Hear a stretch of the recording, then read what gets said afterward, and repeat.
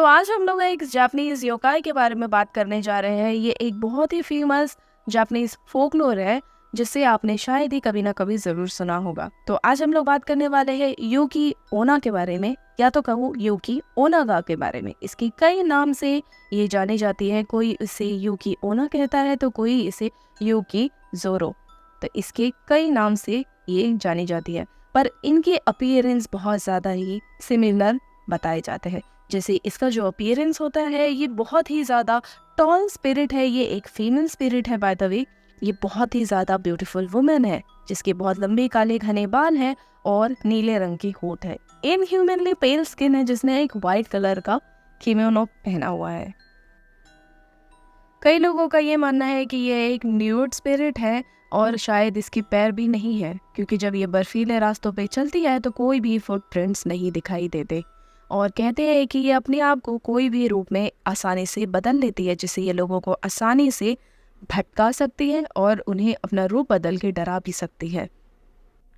ये फोकलोर बहुत ही olden time period से चला आ रहा है, जिसे आशिकागा पीरियड बताया जाता है, जो कि 1336 टू 1573 का टाइम बताया जाता है। साओजी नाम के एक पोएट ने इसे रेंगा अपनी पोएट्री में बताया था। रेंगा एक ऐसा जॉनर है जिसे जापानीज कोलैबोरेटरी पोएट्री बताते हैं। उन्होंने इस स्पिरिट को तब देखा था जब वो इचिगो प्रोविंस में रहते थे, जो कि नॉर्थ सेंट्रल जापान में है, जो कि जापान की सी शोर्स पे है।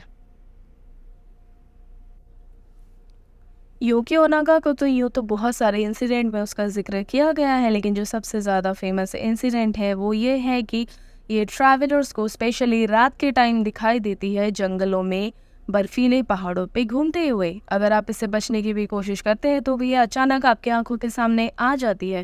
कहते हैं ये इंसानों से या ट्रैवलर्स से पानी मांगती है, ठंडा या गर्म। अगर आप इसे ठंडा पानी दे देते हैं तो ये आपको जमा के मार देगी, या अगर आप इसे गर्म पानी ऑफर करोगे तो ये तुरंत ही उसमें पिघल जाती है और फिर डिसॉल्व होके गायब हो जाती है।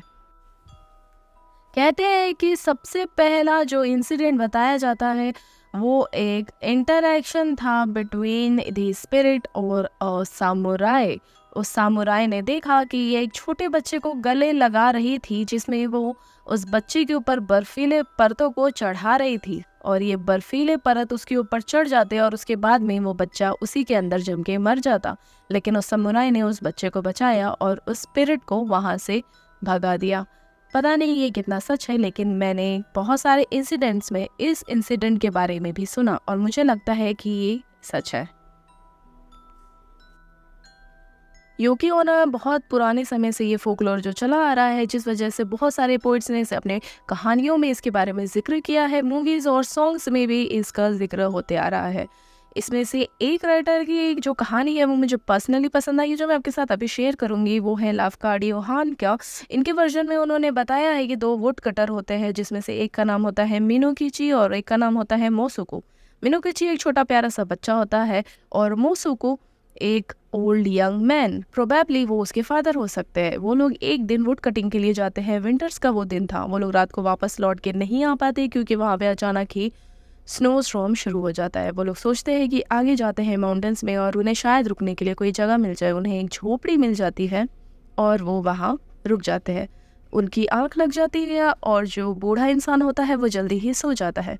मिनोकिची बस जगा हुआ होता है और सोच रहा होता है कि उसे नींद कैसे आएगी। फिर वो सोचता है कि कोई ऑप्शन नहीं है तो मुझे भी सो ही जाना चाहिए।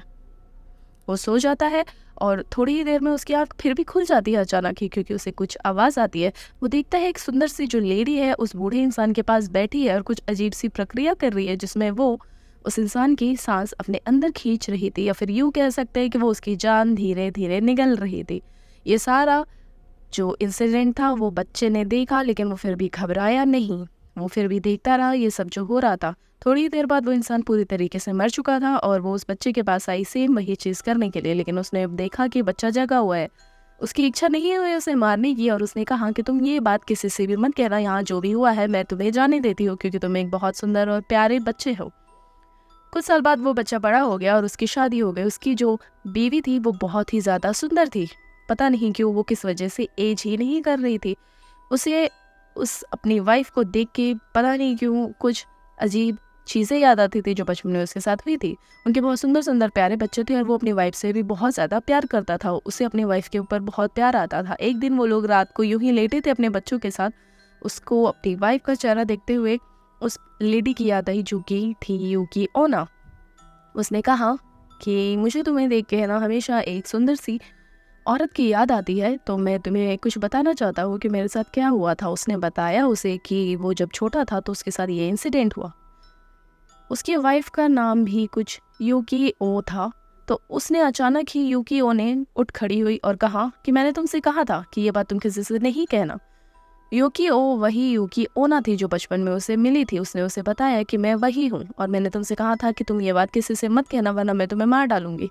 लेकिन अब जैसे हमारे प्यारे बच्चे हैं तो मैं नहीं तुम्हें मारूंगी और तुम इन बच्चों का ख्याल रखना। और वो अचानक ही वहाँ से पिघल के या फिर यूं ही कहो तो गायब हो जाती है।